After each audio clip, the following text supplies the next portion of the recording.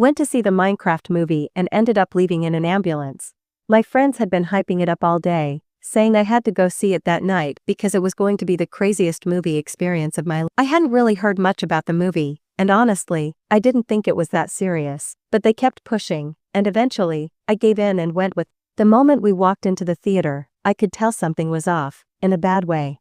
The place was completely packed, way louder than normal, and people were already acting like they were at a concert instead of a movie. Everyone was cheering, yelling, and hyped up before the movie even really started. I thought that was the peak of it. I was very wrong. Then that scene came on.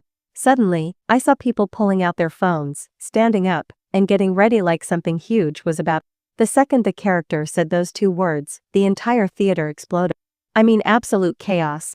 Everyone jumped to their feet at the same time. Popcorn went flying everywhere. Drinks were thrown into the air. People were screaming at the top of their lungs. I couldn't see the screen. I couldn't hear the movie.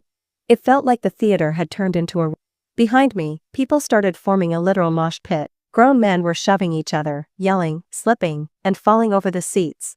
The crowd surged forward, and before I could react, someone got pushed hard from behind and slammed straight into me, knocking me down.